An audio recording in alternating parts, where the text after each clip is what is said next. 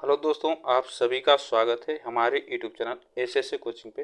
तो दोस्तों, आज का हम लोग यह टॉपिक भारतीय संविधान से 50 एमसीक्यू इसमें करेंगे। और यह ऐसे प्रश्न हैं जो कि बार बार आने वाले प्रश्न हैं, जो कि बार बार एग्जाम में आते हैं। तो यह सभी एग्जामों के लिए महत्वपूर्ण है, तो आप लोग इस वीडियो को बने रहिएगा।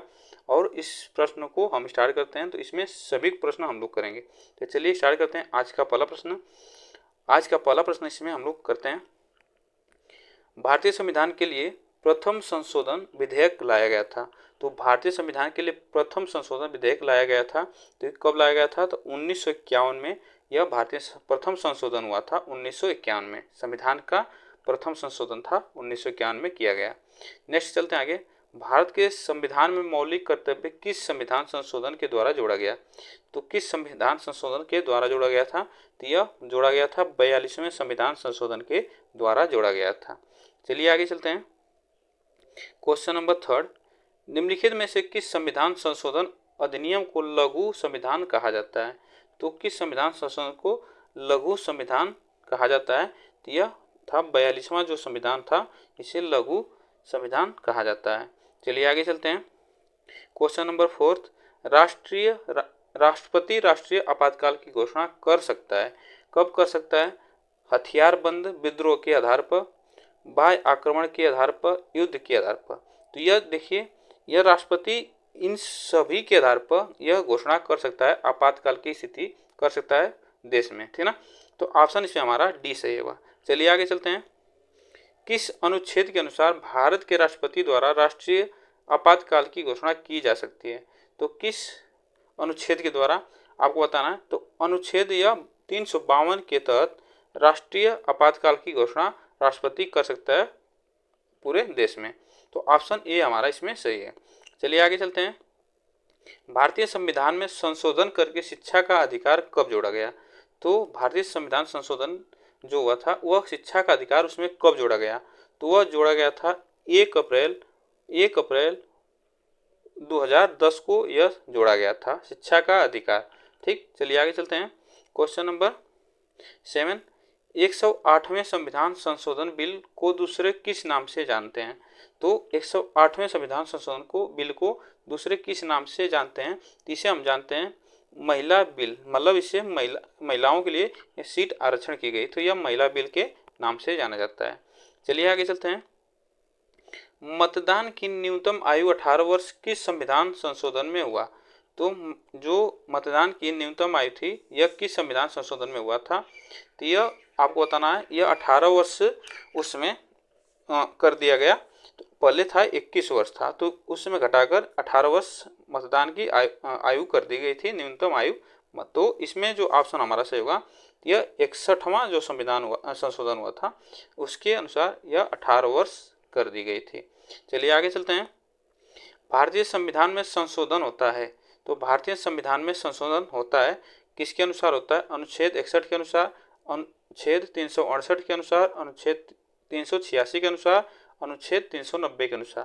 तो यह जो होता है भारतीय संविधान में संशोधन होता है वह आर्टिकल 368 के अनुसार होता है, ठीक ना। तो आप लोग इसको याद रखिएगा, आर्टिकल 368 के अनुसार होता है। 124वां संवैधानिक संशोधन संबंधित है, किससे संबंधित है?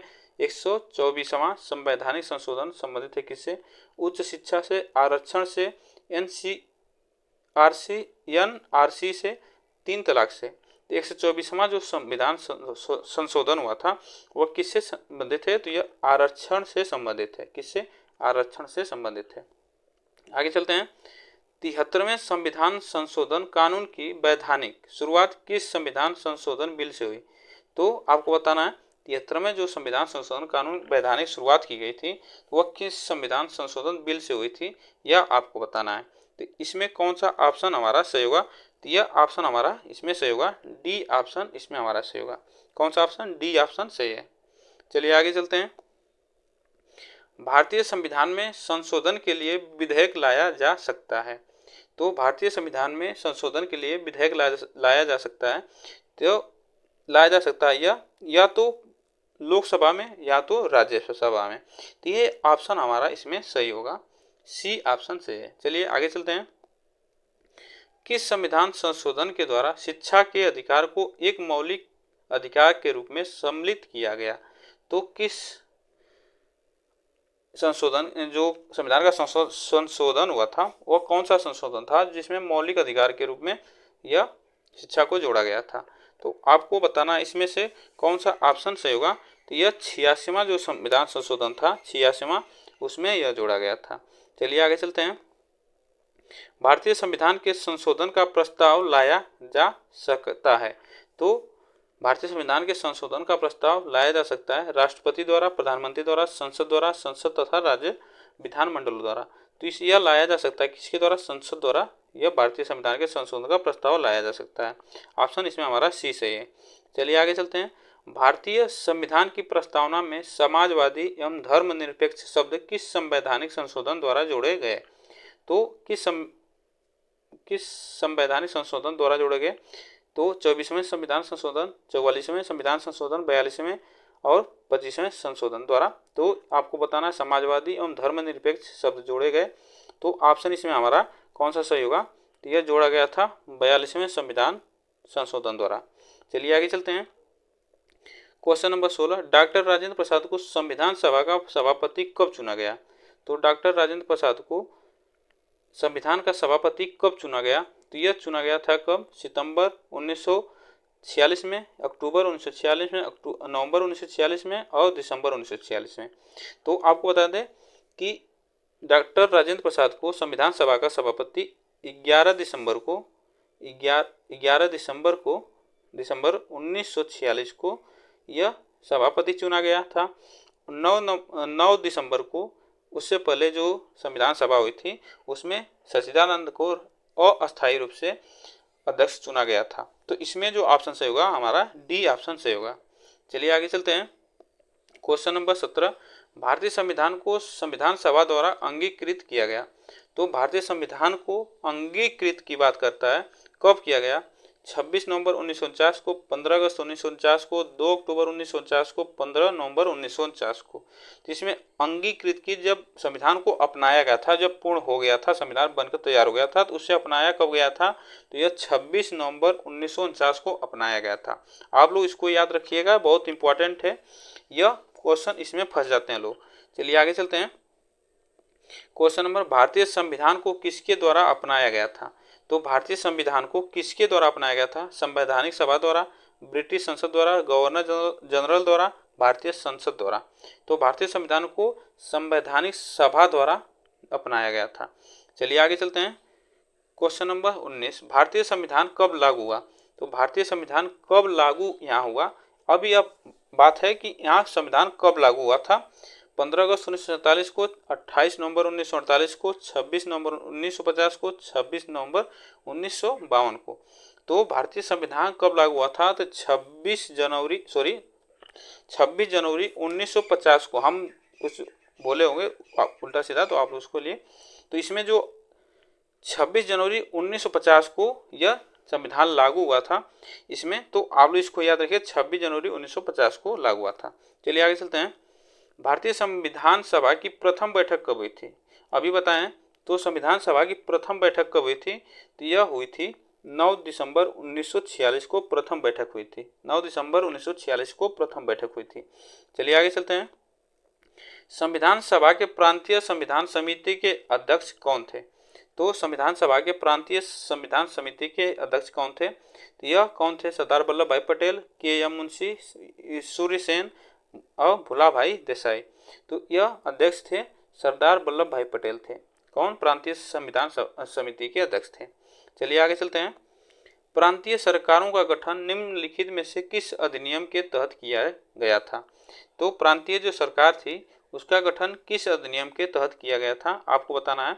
इसमें कौन सा 1935 से होगा, 1932 सही होगा, 1936 का अधिनियम, 1947 का। तो इसमें कौन सा ऑप्शन सही होगा? तो इसमें आपको बताना इसमें से कौन सा ऑप्शन सही होगा। तो यह ऑप्शन सही होगा हम लोग का 1935 का अधिनियम था, उसके द्वारा उसके तहत प्रांतीय सरकारों का गठन हुआ था।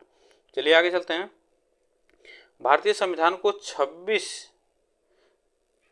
यहाँ पे थोड़ा छोटा कर लेते हैं। भारतीय संविधान को 26 जनवरी के दिन लागू करने का निर्णय किस लिए लिया गया था? तो आपको बताना है इसमें। तो इसमें कौन सा ऑप्शन सही होगा? 26 जनवरी के दिन ही क्यों वह संविधान को लागू किया गया था, निर्णय लिया गया था। तो यह इसलिए किया गया था कि जो कांग्रेस थी इस तिथि को 1930 में स्वतंत्रता दिवस के रूप में मनाया था।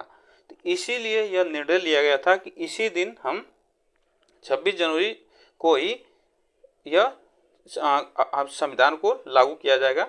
तो ऑप्शन इसमें हमारा ये सही होगा। चलिए आगे चलते हैं। तो इसमें ऑप्शन हमारा ये था, इसमें कौन सा सही होगा? आर्थिक रूप से पिछड़े ईडब्ल्यूएस को आरक्षण देने हेतु संविधान में किन अनुच्छेदों को सम्मिलित किया गया था? ईडब्ल्यू को आरक्षण देने हेतु संविधान में किन अनुच्छेदों को सम्मिलित किया गया था? तो यह अनुच्छेद था अनुच्छेद 15(6) एवं 16(6) का ऑप्शन इसमें अनुच्छेद सही होगा। तो इसमें आप लोग याद रखिएगा, जो पिछड़े जो लोग थे उनको आरक्षण देने की बात की थी। चलिए आगे चलते हैं। भारतीय संविधान के अनुच्छेद 14 में लिखा हुआ कानून के समक्ष समानता किस देश के संविधान से लिया गया? तो कानून के समक्ष समानता किस देश के संविधान से लिया गया था और यह किसमें कहा गया? तो यह अनुच्छेद आर्टिकल 14 में कही गई बात है। तो यह किस देश से लिया गया? तो ब्रिटेन से लिया गया है। ऑप्शन इसमें हमारा बी सही है। चलिए आगे चलते हैं। जम्मू और कश्मीर राज्य के विभाजन के बाद बने किस केंद्र शासित प्रदेश की अपनी कोई विधायिका नहीं है? यहाँ पे कोई विधायिका नहीं है किसकी? जम्मू का, कश्मीर का, लद्दाख का, कश्मीर और लद्दाख दोनों का। तो किसकी कोई विधायिका नहीं है? तो यह लद्दाख की कोई केंद्र शासित प्रदेश की कोई विधायिका नहीं है। चलिए आगे चलते हैं। भारतीय संविधान की किस अनुसूची में भारतीय भाषाओं की सूची सम्मिलित की गई? तो किस अनुसूची में आपको बताना है भारतीय भाषाओं की सूची शामिल की गई थी? या ऑप्शन इसमें कौन सा सही होगा? 5वें में, 6वें में, 7वें में, 8वें में? तो आपको बताना इसमें से कौन सा ऑप्शन सही होगा। तो यह जो ऑप्शन सही होगा इसमें 8वें जो थी अनुसूची उसमें भारतीय भाषाओं की अनुसूची को शामिल किया गया था। 8वें अनुसूची में भारतीय भाषाओं को शामिल किया गया था। चलिए आगे चलते हैं। जानवरों के प्रति क्रूरता की रोकथाम को भारतीय संविधान की किस सूची में रखा गया? तो जानवरों के प्रति जो क्रूरता होती थी उसको रोकथाम के लिए यह किस सूची में रखा गया था? केंद्रीय सूची में, राज्य सूची में, समवर्ती सूची में, उद्देशिका में? तो आपको बताना इसमें से कौन सा ऑप्शन सही होगा। तो जानवरों के प्रति कोई भी क्रूरता करता है उसके रोकथाम के लिए समवर्ती सूची में यह रखा गया था संविधान की, थी ना। ऑप्शन इसमें हमारा सी सही है। चलिए आगे चलते हैं। संविधान की प्रस्तावना को भारत की राजनीतिक कुंडली किसने कहा था? तो राजनीतिक कुंडली किसने कहा था? भारतीय संविधान की प्रस्तावना में लिखा गया। तो आपको बताना है जो भारतीय संविधान तो उसे राजनीतिक कुंडली किसने कहा है? तो यह के.एम. मुंशी जो थे उसे राजनीतिक कुंडली कहा था। ऑप्शन ए हमारा इसमें सही है। चलिए आगे चलते हैं। आज़ादी के बाद भाषा के आधार पर भारत के राज्यों का पुनर्गठन किस वर्ष में हुआ? तो पुनर्गठन किस वर्ष में हुआ? 1947 में, 1951 में, 1956 में, 2000 में। तो आज़ादी के बाद भाषा के आधार पर भारत के राज्यों का पुनर्गठन किस वर्ष किया गया था? यह आपको बताना है इसमें से कौन सा ऑप्शन सही होगा। तो यह ऑप्शन सही होगा 1956, ठीक ना। 1956 सही होगा, जो कि यह भाषा के आधार पर आंध्र प्रदेश जो बना था, ठीक ना, आंध्र प्रदेश था, जो आप लोग इसको याद रखिएगा, भाषा के आधार पर यह बटा था। चलिए आगे चलते हैं। भारतीय संविधान की प्रस्तावना में भाषा को किस रूप में घोषित किया गया? तो भारतीय संविधान की प्रस्तावना में भाषा भारत को किस रूप में घोषित किया गया है, यह आपको बताना है इसमें से कौन सा ऑप्शन सही होगा। एक सार्वभौम प्रजातांत्रिक गणराज्य गणतंत्र, एक समाजवादी प्रजातांत्रिक गणतंत्र, एक सार्वभौम समाजवादी निरपेक्ष प्रजातांत्रिक। तो इसमें जो ऑप्शन सही होगा इसमें सी ऑप्शन सही होगा, ठीक ना। यह प्रस्तावना में, भारतीय संविधान की प्रस्तावना में लिखा गया है। चलिए आगे चलते हैं। भारतीय संविधान की प्रस्तावना में समाजवादी शब्द किस संशोधन के तहत जोड़ा गया था?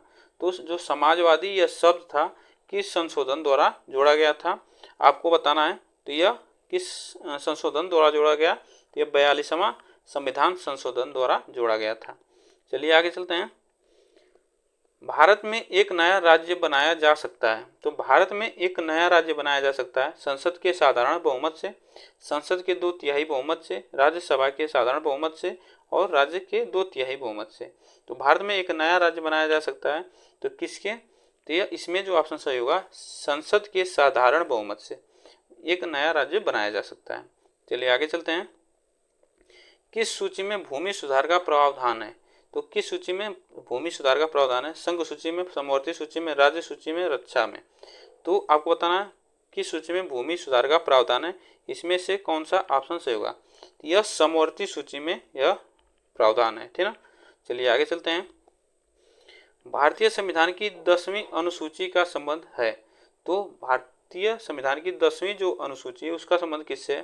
भारत की राष्ट्रीय भाषा से, अनुसूचित एवं जनजाति क्षेत्रों के प्रशासन से, न्यायिक पुनरावलोकन से, दल बदल विरोधी कानून से। तो यह 10वीं अनुसूची का संबंध है दल बदल के विरोधी कानून से, यह सही होगा, ठीक ना। ऑप्शन इसमें हमारा डी सही है। चलिए आगे चलते हैं। भारतीय संविधान की किस धारा के अनुसार विधानसभा का गठन होता है?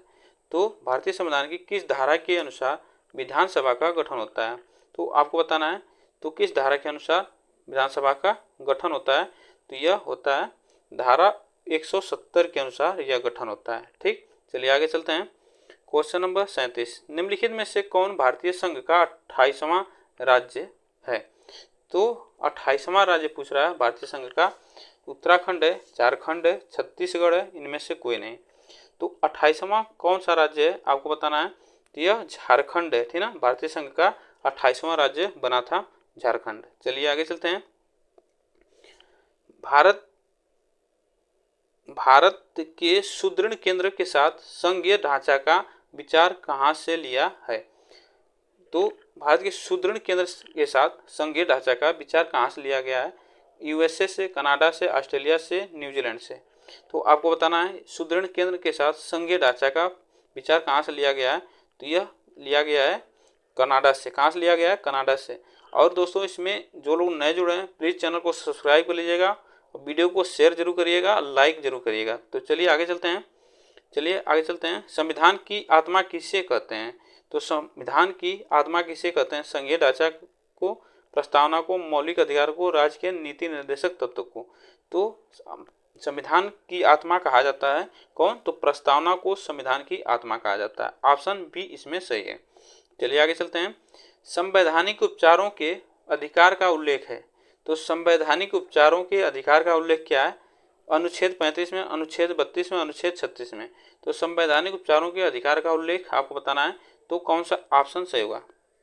किस अनुच्छेद में उल्लेख है? तो इसमें जो ऑप्शन सही होगा हम लोग का अनुच्छेद जो है यह 32 है इसमें, ठीक ना। अनुच्छेद 32 में इसका उपचार संवैधानिक उपचारों का उल्लेख किया गया है। चलिए आगे चलते हैं। क्वेश्चन नंबर 41, भारतीय नागरिकों के मौलिक अधिकार शामिल किए गए हैं। तो किसमें किए गए हैं? भाग 2 में, भाग 3 में, भाग 4 में, संविधान के 7वें में अनुच्छेद में। तो मौलिक अधिकार का जो शामिल किया गया है किस भाग में, इसमें से आपको बताना है। तो इसमें कौन सा ऑप्शन से होगा? तो इसमें ऑप्शन से होगा भाग 3 में इसका अधिकार है, ठीक ना। शामिल किया गया है इसका, भारतीय नागरिकों के मौलिक अधिकार शामिल किए गए हैं। चलिए आगे चलते हैं। वर्तमान समय में निम्न में से कौन सा एक मौलिक अधिकार नहीं है? तो कौन सा एक मौलिक अधिकार नहीं है इसमें से आपको बताना है। तो यह समानता का अधिकार, संपत्ति का अधिकार, शोषण के विरुद्ध अधिकार, स्वतंत्रता का अधिकार। तो यह कौन सा नहीं है? तो यह संपत्ति का अधिकार नहीं है। वर्तमान में इसे हटा दिया गया है, ठीक ना। यह विधि का अधिकार इससे बना दिया गया है, यह संपत्ति का अधिकार नहीं है। चले आगे चलते हैं। क्वेश्चन नंबर 43, नागरिक अधिकार लागू करने के लिए जाना होगा। अगर नागरिक अधिकार लागू कराना है तो कहाँ जाना होगा? राष्ट्रपति के पास, प्रधानमंत्री के पास, सर्वोच्च न्यायालय, उपभोक्ता मंच पर। तो कहाँ पे जाना होगा? जो नागरिक अधिकार लागू कराना है तो वो उससे जाना पड़ता है कहाँ पे? सर्वोच्च न्यायालय जाना पड़ता है। कहाँ पे? सर्वोच्च न्यायालय जाना पड़ता है। चलिए आगे चलते हैं। निम्नलिखित में से कौन सा एक मानव अधिकार भारतीय संविधान के अंतर्गत मौलिक अधिकार भी है? तो कौन सा है एक मानव अधिकार भारतीय संविधान के अंतर्गत एक मौलिक अधिकार भी है? सूचना का अधिकार, काम का अधिकार, शिक्षा का अधिकार, मकान का अधिकार। तो इसमें से कौन सा ऑप्शन से होगा? तो यह एक मानव अधिकार भी है और इसके अंतर्गत मौलिक अधिकार भी है। तो यह शिक्षा का अधिकार जो है यह एक मानव अधिकार भी है और मौलिक अधिकार भी है। ऑप्शन इसमें हमारा सी सही है। चलिए आगे चलते हैं। क्वेश्चन नंबर 45, भारत के संविधान का निम्नलिखित में से कौन सा अनुच्छेद प्रेस की स्वतंत्रता से संबंधित है? तो प्रेस की स्वतंत्रता से संबंधित है, आपको बताना है अनुच्छेद 19, अनुच्छेद 20, अनुच्छेद 21, अनुच्छेद 22। तो इसमें से कौन सा ऑप्शन सही होगा? तो जो मीडिया वाले हैं उन्हें किस अनुच्छेद के तहत स्वतंत्रता का अधिकार दिया गया है? यह दिया गया है अनुच्छेद 19 के तहत, ठीक ना, अनुच्छेद 19 के तहत यह संबंधित है। ऑप्शन इसमें ए हमारा सही है। चलिए आगे चलते हैं। 42वें संविधान अधिनियम 1976 से भारतीय संविधान में एक नया अध्याय जोड़ा गया। तो 42वां संविधान जो संशोधन हुआ था 1976 से में, तो यह भारतीय संविधान में एक नया अध्याय जोड़ा गया। क्या जोड़ा गया था आपको बताना है। तो यह क्या जोड़ा गया था इसमें? तो इसमें जोड़ा गया था एक मौलिक कर्तव्य। क्या जोड़ा गया था? एक मौलिक कर्तव्य जोड़ा गया था। चलिए आगे चलते हैं। क्वेश्चन नंबर 47, संवैधानिक उपचार का अधिकार किसके अंतर्गत आता है? तो संवैधानिक उपचार का अधिकार किसके अंतर्गत आता है? मौलिक अधिकार, कानून अधिकार, संवैधानिक अधिकार, प्राकृतिक अधिकार। तो इसमें किसके अंतर्गत आता है संवैधानिक उपचार का अधिकार? इसमें से कौन सा ऑप्शन सही होगा? तो यह मौलिक अधिकार, ठीक ना, मौलिक अधिकार इसमें ऑप्शन सही होगा। चलिए आगे चलते हैं। क्वेश्चन नंबर 48, भारत के संविधान के अंतर्गत कौन सा अनुच्छेद कारखानों में बच्चों के नियोजन का प्रतिनिषेध करता है? तो कौन सा है जो कि बच्चों को, कौन सा अनुच्छेद है जो बच्चों के कारखाने में काम करने के नियोजन का प्रतिषेध करता है, मतलब रोकता है, ठीक ना? तो वह कौन सा अनुच्छेद है आपको बताना है इसमें से। तो कौन सा ऑप्शन सही होगा? इसमें जो ऑप्शन सही होगा तो यह अनुच्छेद 24 है, जो कि बच्चों के कारखानों में कम उम्र के बच्चों, 16 से कम उम्र के बच्चों को यह रोका जाता है कि अनुच्छेद 24 के अनुसार, ठीक ना, उसे काम करने से। चलिए आगे चलते हैं। निम्नलिखित अनुच्छेदों में से किस एक को डॉक्टर भीमराव अंबेडकर द्वारा संविधान का हृदय एवं आत्मा कहा है? तो किसे संविधान की आत्मा एवं हृदय कहा है डॉक्टर भीमराव अंबेडकर ने? तो आपको बताना है तो किसे कहा है, आप लोग बताइए। तो इसमें कौन सा ऑप्शन सही होगा? तो इसमें जो ऑप्शन सही होगा यह अनुच्छेद 32 है। इसके अंतर्गत संविधान का हृदय कहा गया है किसके द्वारा? भीमराव अंबेडकर के द्वारा। चलिए आगे चलते हैं। क्वेश्चन नंबर, आज का लास्ट क्वेश्चन है, मौलिक अधिकारों की सूची में से संपत्ति का अधिकार किसके शासनकाल में निकाल दिया गया था? तो किसके शासनकाल में निकाल दिया गया था आपको बताना है। तो यह कौन सा ऑप्शन इसमें सही होगा? तो इसमें जो ऑप्शन सही होगा, यह संपत्ति का अधिकार था किसके शासनकाल में निकाल दिया गया था? तो यह मोरारजी देसाई के शासनकाल में निकाल दिया गया था। इसमें जो ऑप्शन हमारा डी सही होगा। तो दोस्तों यह आज के लिए 50 क्वेश्चन था। आप लोग को वीडियो कैसी लगी कमेंट बॉक्स में जरूर बताइएगा। फिर मिलेंगे नेक्स्ट वीडियो में। वीडियो अच्छी लगे तो लाइक शेयर कमेंट करिएगा और चैनल को सब्सक्राइब करिएगा।